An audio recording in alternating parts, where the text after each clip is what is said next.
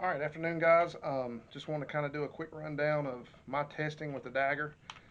Just kind of give you guys an understanding of why I'm doing this and why I've gotten involved. Um, Palmetto State Armory is owned by a holding company by the name of JJE, and Ferris Engineering is also part of that umbrella, which is a sister company to us. Ferris Engineering is who designs pretty much all the platform um, firearms that Hamana State Armory purchases to get to you guys. So in effect, right now, Palmetto State Armory is a customer to Ferris Engineering, which will turn around and be the retail arm of Ferris to you guys. So I'm actually getting to test this thing as a customer before you guys get a hold of it and put it through its paces. So that's the reason why I did the video. I wanted to get one, want to get out and share that information with you guys. I've got a long background in competitive shooting, been around Glocks forever, Glock armor certification, was in law enforcement. So um, I've seen and been around a lot of the polymer striker fired guns and kind of wanted to put my spin on what we were getting ready to offer to the public. So just to kind of give you guys an idea of what we're seeing, um, the gun ran through a right over 5,000 rounds test.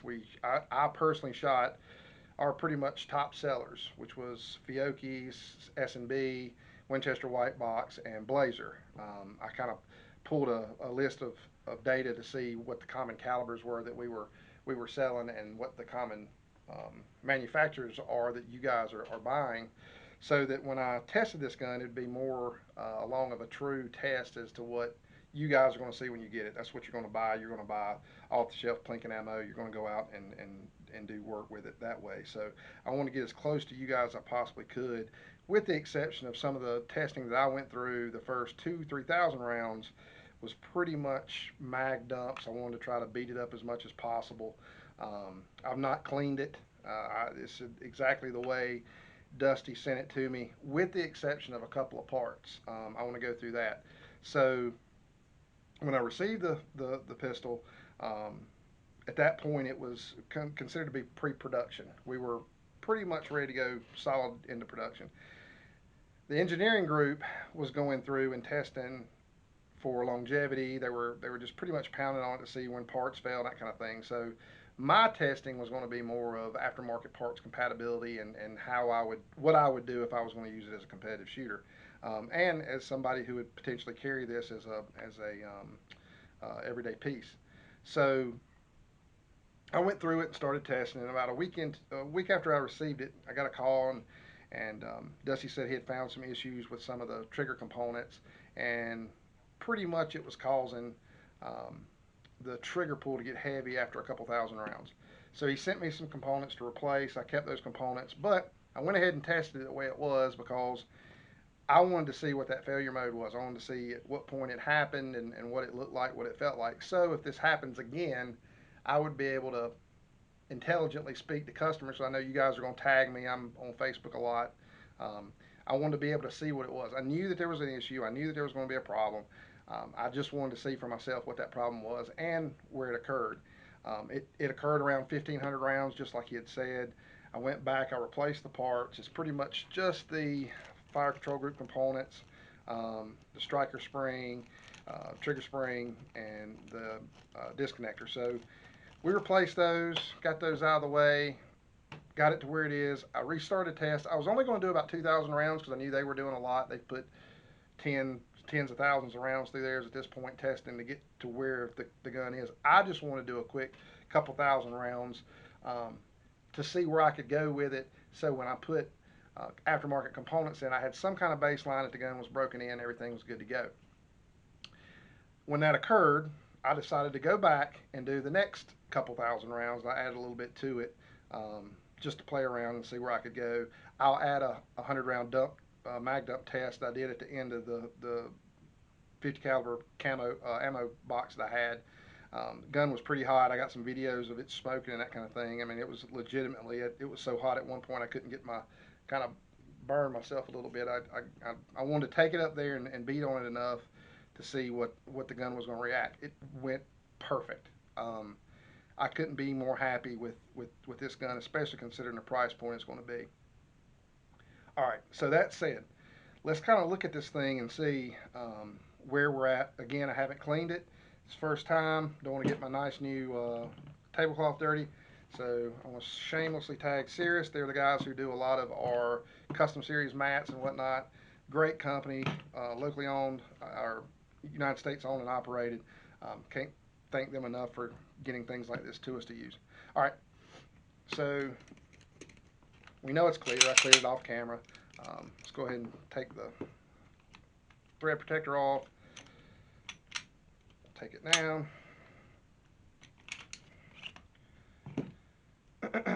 All right.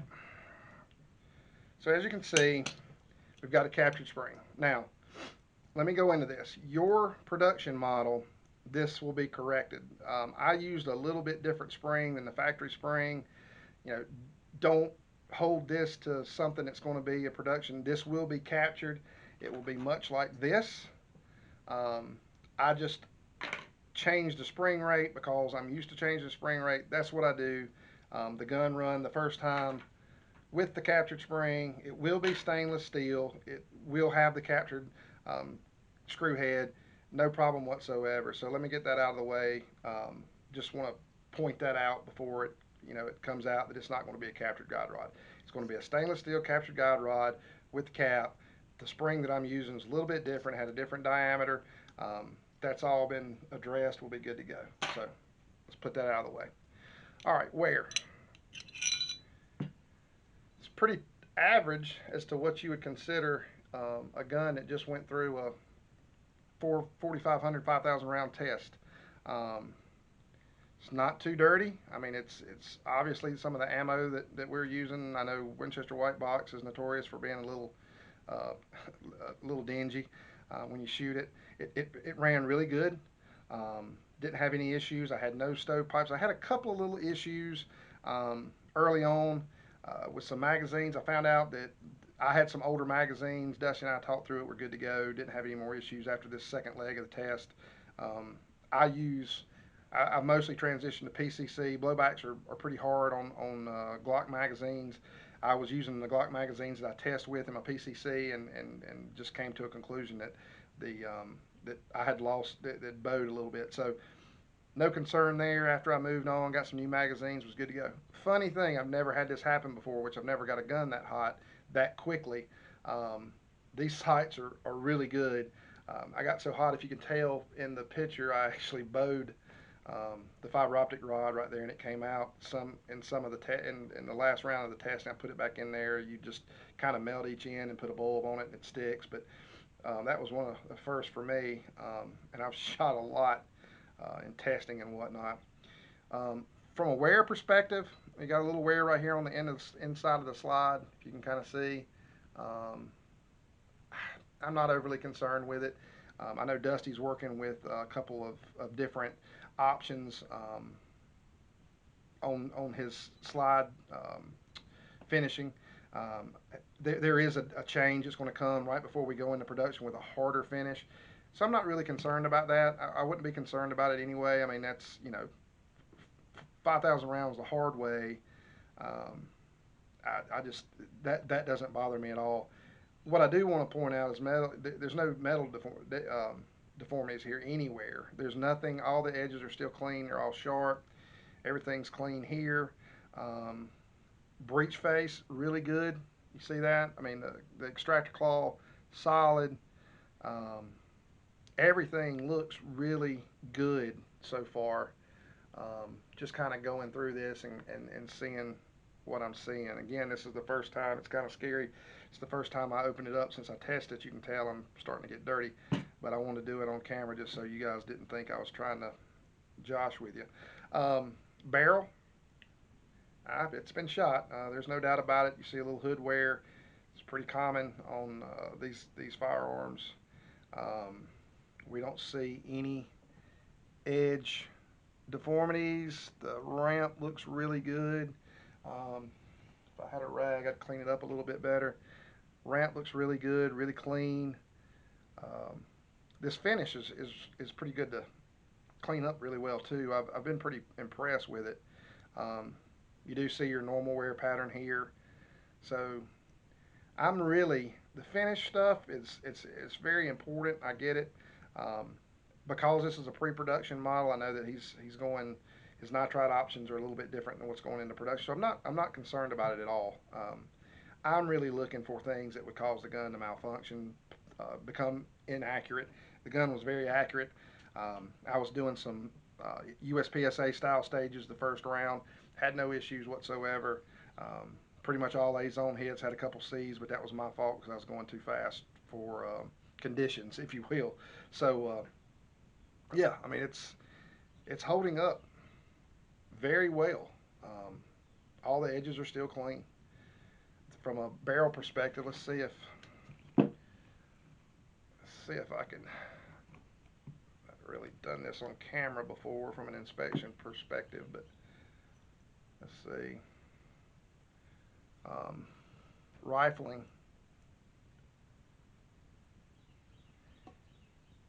I mean, quite honestly, guys, it looks like a barrel that's had a couple thousand rounds through it. I'm not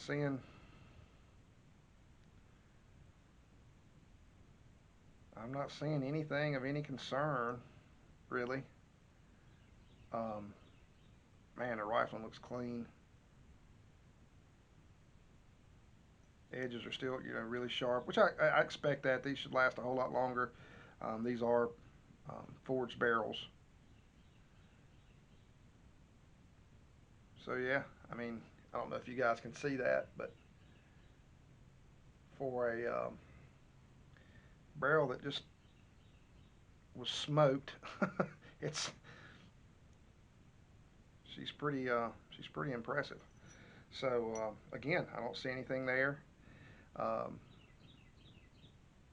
let's go down the front. No,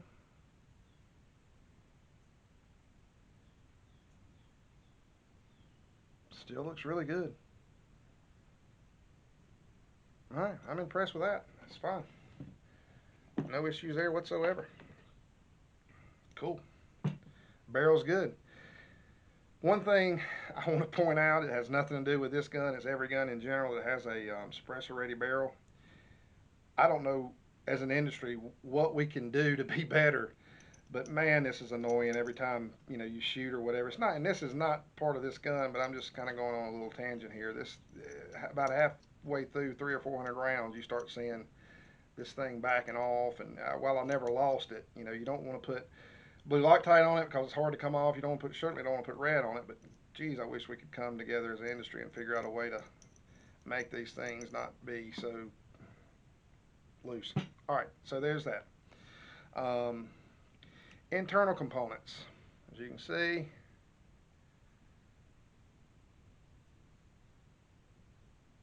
the wear's good. Um, it is dirty. There's no doubt about it. Um, I ran this one wet just from a break-in perspective to see, how it would go. I ran it dry the first time, ran it wet the second time, just to kind of see where we're at.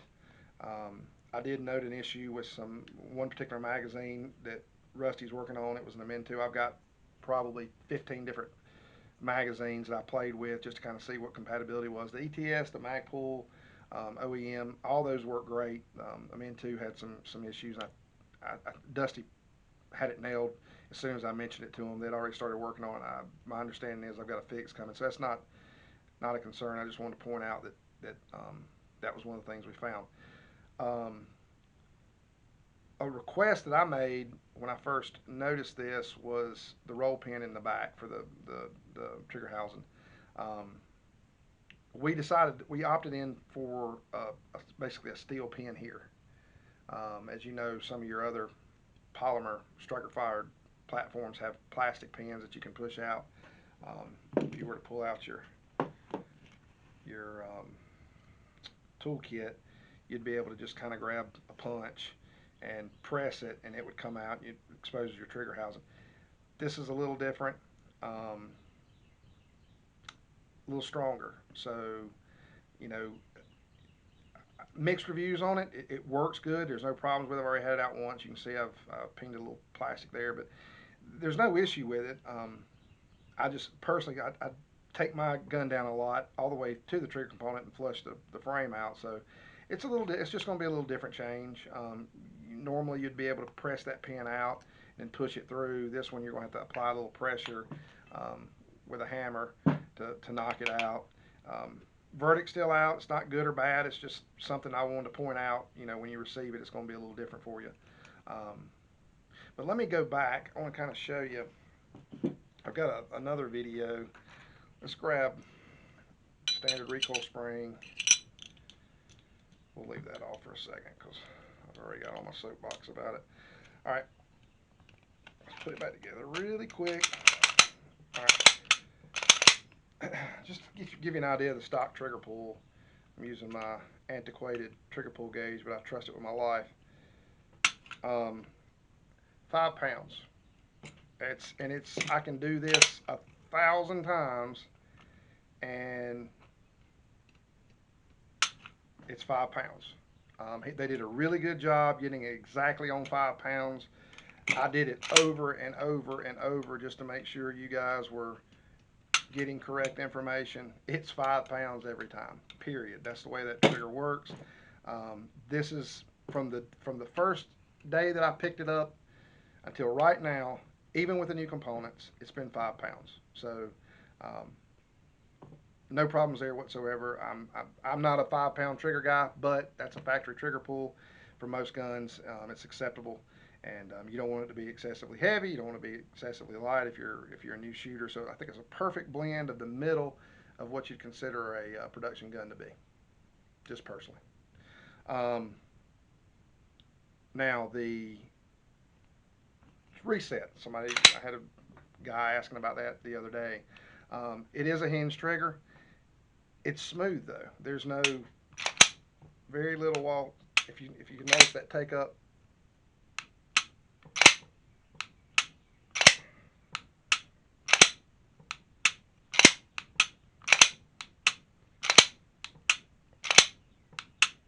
very clean.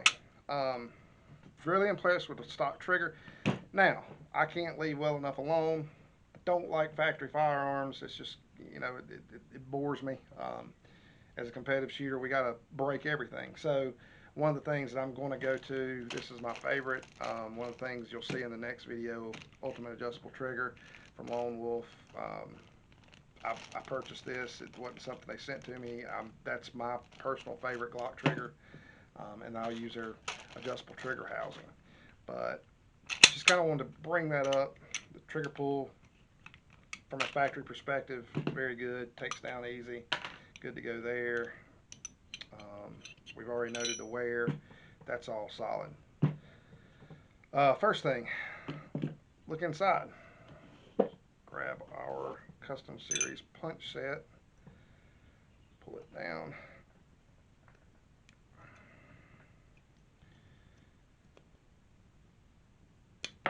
Alright, good to go there. Easy to take down. Steel. Striker. Plunger. Extractor boy. And there we go. Alright. That gets her clean. Everything come apart great. No problems there. Simple, easy. Voila. Good to go.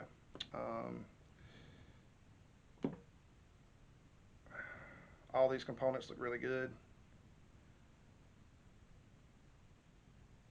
No issues to note at all.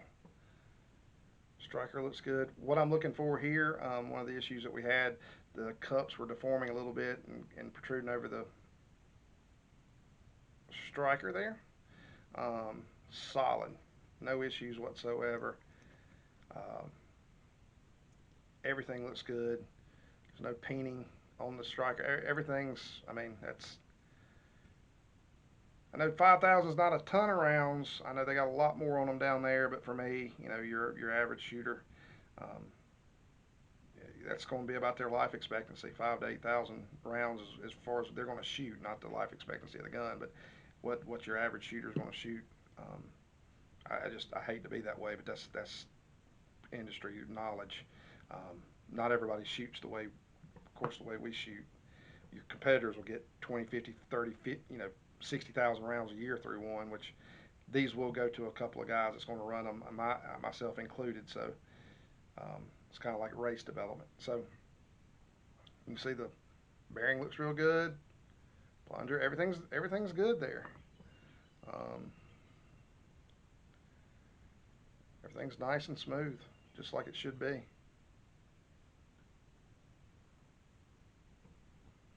course, the retainer there's neither here nor there. So let's move the slide components off to the left. Here's what I was kind of talking about with the back strap. Just gotta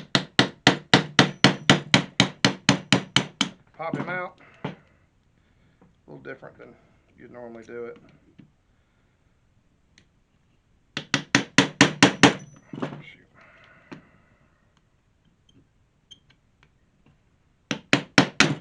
Pop him out. And let's pop this guy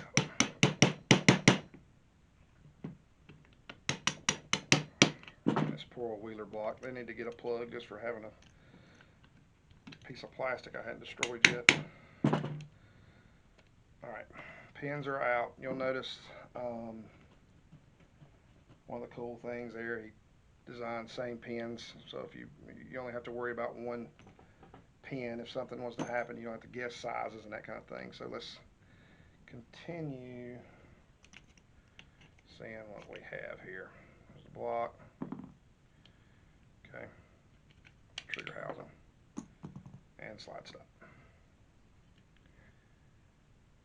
Everything else is clean. That's the test number that was assigned to me, I guess. So that won't be in the production guys, don't worry about that. Everything frames holding up really well. It's solid. I've got pretty decent grip strength. There's no movement whatsoever. It's as clean as it can be. So feels really good. Here's your block.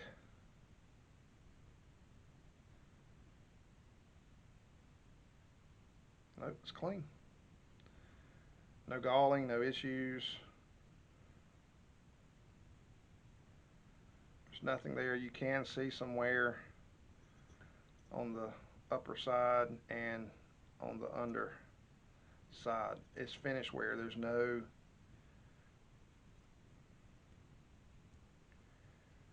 metal issues whatsoever. Good, block solid. And your trigger bar, if you noticed, it's almost, now my understanding is these are just tumbled. They're not polished or anything in particular. This was the way they will come. This is all of our design. Everything that PSA is doing through Ferris is their proprietary processes. So we're making our own parts, so to speak. They look really well. There's no bow. The lines are still straight. Didn't interact with the frame in any kind of negative way. It's as solid as it would be, the day he brought it to me. So cruciform still looks really solid. Pull him out of there. No issues here. Still looks clean.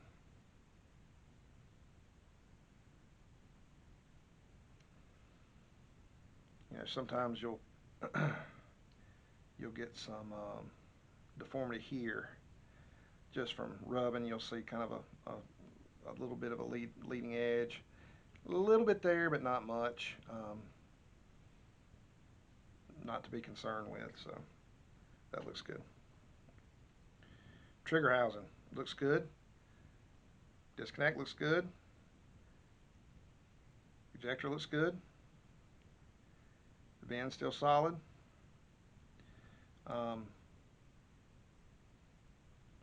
My concern with metal pins, and I brought that to Dusty, is just general concern. Just bring it up just so you're aware of some of the stuff that's going on behind the scenes, and be a little bit patient with us as we're releasing this, because we want it to be near perfect when it goes out, if not absolutely perfect. Um, Metal on plastic, what wins, right? So I had a little bit of concern with that.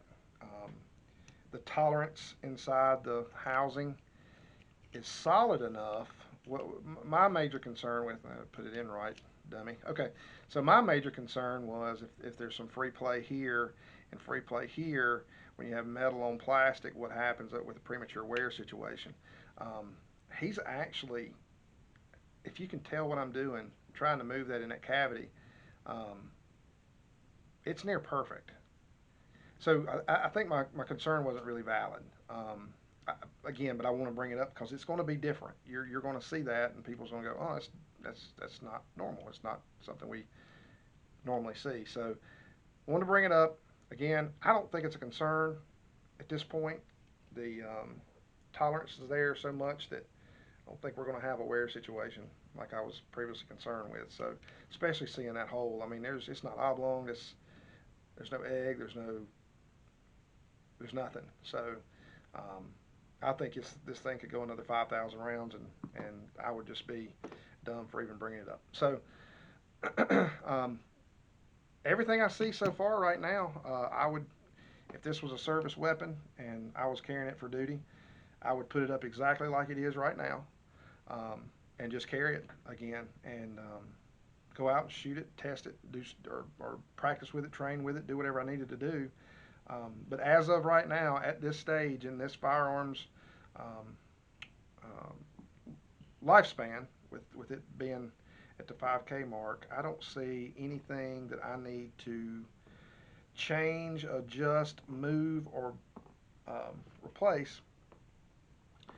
But as somebody who wants to shoot this thing as a competitive shooter, we're going to throw a bunch of parts at it and see where it goes. Um, I've got adjustable trigger housings. We've got the adjustable trigger, again from Lone Wolf. I've got um, reduced weight striker, extended slide release, and spring kits, uh, my bougie um, plunger, everything that I need to try my best to make this working gun give me a lot of headaches at a match. Um, so, I, so far, so good. Just want to give a quick update to you guys, see what we're doing, see what's going on, understand that you know we're at this point working for you to make sure we've got a great product before it releases. Um, I'm impressed. You know, Dusty and his team did a good job. I had to send kudos to um, Colton yesterday for the 103. That's probably one of the smoothest AKs that we've shot so far. Cameron put it together. Colton built and designed the gun and made sure everything worked. Um, so this is two wins this weekend for me on the shooting front. Matches was too hot. One of them got canceled, so I've been able to play with product the last couple of days. And so far, I mean, once the variance gets approved that we had to adjust, and that's not an excuse. We made a mistake on a variance. It is what it is. We had to send it off to the ATF. The ATF is doing everything they can to get it passed through. At this point, you know, I'm good with the way it is. I know Jamin's good with the way it is. If Dusty and I are good with it, we're just in a phase right now where we're getting ready to go into production. We're just kind of waiting on some silly paperwork stuff to get done that we weren't 100% aware of. I'm gonna go ahead and leave this gun broken down because I'm gonna go off camera and replace some of these parts. Um, Probably gonna put this little guy on here too. You can see I'm really into the bougie stuff. Jamin makes fun of me. Whatever. I like it. It's cool. Shut up. All right. So I also got an optic that I had never used before from Sun Optics. It's inexpensive, however, it's a good little optic. I got this one. I've got a Lucid Little Mo. I've got a SIG. We're going to run different combinations. We have different slide cuts. We'll have different slide cuts with the OG slide, the original slide that we're going to offer. Plus, I'll have my bougie slides that are from my race ready guys, working with Cryptic on some barrels, working with Cryptic on some slides, working with Cryptic on some Trigger Components, we're really good friends with those guys. They support us, we support them. They have one of the best coatings in the industry, bar none. So there's a lot of cool things coming. Very excited about it. Hope you guys enjoyed this piece of it at least. Here's all the components in their glory. We'll do a little bit of a, see if I can get a little close up of everything so you guys can look at it and see. I'm shooting by myself today. I don't have the awesome Chris with me, but we'll see what we can do. Get you a little close up to see some of these parts. I want to point out the grip angle. I've had a couple people ask about it. If you can see this sweep, the undercut right here, between that and this extended up sweep on the beaver tail, this gun points natural. I'm a 1911 guy. I don't care. Call me a boomer, whatever. Shot 1911s for a long time. I was a master class shooter in it. I like 1911s. Never had a problem with it. Um, I've always had issues with polymer guns and the way they aim. This particular frame feels more like some of the other aftermarket polymer frames that are out there. It's got a better angle and it's more natural to me. Because I started out shooting a 1911. If you start out shooting these guns, chances are you're not going to have a problem with it. You don't have to adjust. Start out shooting 1911s is completely different, which is what I did. So I had a hard time converting over before. So this has a more natural feel to me. It's got a natural point of aim. Trigger guard's very solid. Of course, the way I hold works great. I had to back off of it a little bit when I was doing my burn down test because I started burning myself. But on the normal, practicing conditions, that kind of thing, you're not going to see a 250, 260 plus Fahrenheit gun like that. It was literally boiling off the oil that I put on there earlier. So um, the angle feels really good. I cannot wait to get a full size model of this, like a 34, 35 type long slide competition equivalent um, version. That's coming. This will be the more popular one for quite some time. But again, one can hope. Still waiting on my 6.5 SVD, so I'm going to wait on this so I'll have my little competition combo set up for like two gun DMR type stuff. Like I say, everything's good. No issues here to report, other than the little things, little nuances that I said earlier. I've got to fix my fiber optic sight here to make sure she's good to go. Um, but everything else, once I get my aftermarket components in, throw my new slide on, get everything working, we'll go back to the range. We're going to test it. We'll do another trigger pull test and go from there. Hope you enjoyed it, fellas. It's coming. Promise.